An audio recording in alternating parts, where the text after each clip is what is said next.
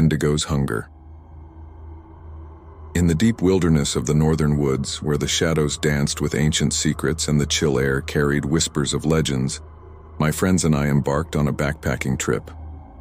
We sought adventure, but what we found was a terror beyond our wildest nightmares, a chilling encounter with the dreaded Wendigo.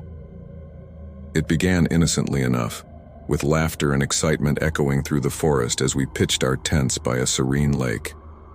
Among us were Ethan, the fearless leader of our group, Sarah, his adventurous girlfriend, and Mark, the skeptic who tagged along for the thrill. As night fell and the campfire crackled, Ethan regaled us with tales of local folklore, including the legend of the Wendigo, a malevolent spirit that possessed those driven by insatiable hunger. Sarah shivered, half amused and half spooked, while Mark scoffed at the notion of supernatural beings. Little did we know that our skepticism would soon be shattered. On the second night of our trip, an unnatural stillness descended upon the woods. The air turned icy, and an eerie silence enveloped our campsite. Unease settled in our hearts, and even Ethan's bravado faltered as we huddled closer to the dwindling fire. That's when we heard it, a distant, haunting wail that echoed through the trees, sending a chill down our spines. Sarah clutched Ethan's arm, her eyes wide with fear. Mark's skepticism wavered, replaced by an uneasy apprehension. "It's just an animal," Ethan insisted, attempting to mask his own unease.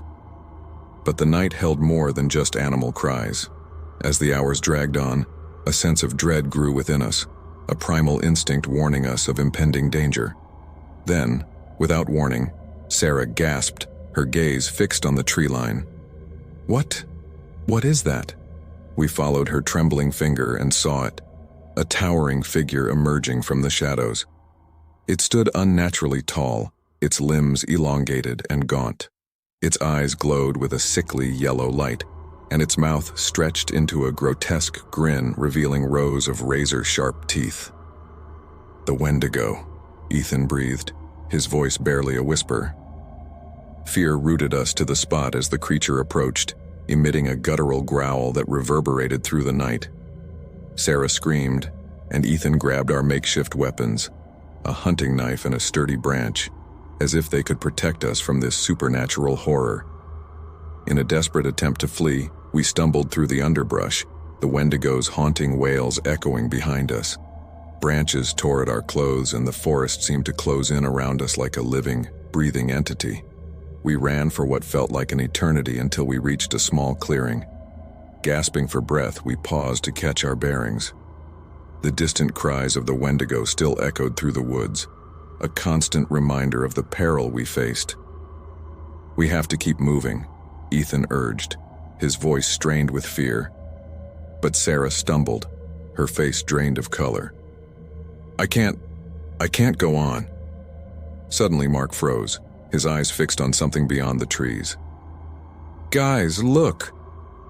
We followed his gaze and saw it, a dilapidated cabin nestled among the trees, its windows shattered, and its door hanging askew. It offered refuge, however temporary, from the nightmare pursuing us. With no other options, we hurried toward the cabin, the Wendigo's cries growing louder with each step. The air was thick with dread as we stumbled inside, barricading the door behind us.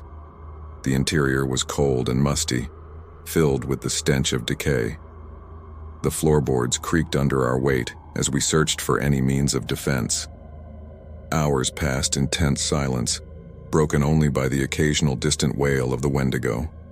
We huddled together, our nerves frayed and our minds haunted by the specter of the creature outside.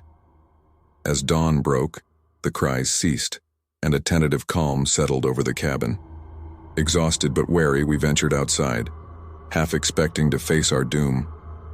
But the forest was quiet, as if the Wendigo had vanished with the night. Relieved, yet shaken, we made our way back to civilization, vowing never to speak of that harrowing encounter again. Yet the memory of the Wendigo lingered, a reminder of the dark forces that lurked in the wilderness, waiting to prey upon the unwary. And as long as the legends endured, so too did the chilling possibility of encountering the Wendigo's hunger once more.